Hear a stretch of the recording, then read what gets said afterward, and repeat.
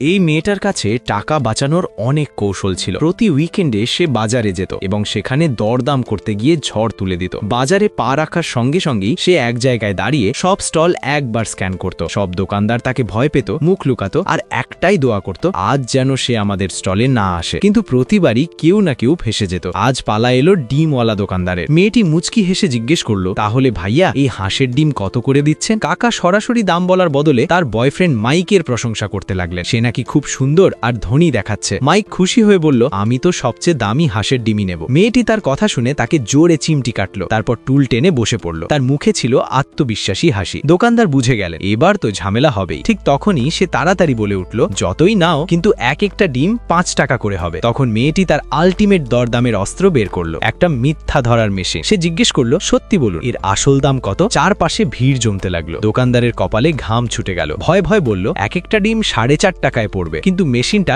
লাল আলো জ্বালিয়ে বিপ শব্দ করলো। সে আবার জিজ্ঞেস করলো। দোকানদার আবারও মিথ্যা বলল। শেষমেশ সে হেরে গিয়ে আসল দাম বলল, 3 টাকায় নিয়ে নাও। এরপর ছেলেটা বলল, এখন মেশিনটা বন্ধ করে দাও। সে 6টা হাঁসের ডিম রেকর্ড ভাঙা সস্তা দামে কিনে নিল। কিন্তু বেচারা দোকানদার এটা জানতোই না ওই মিথ্যা ধরার মেশিনটা ছিল পুরোপুরি নকল। টিকটকে 3000 লাইক সঙ্গে 10,000 ভিউ, মাত্র 90 টাকা। কিনতে হলে এই নাম্বারে হোয়াটসঅ্যাপে SMS করুন।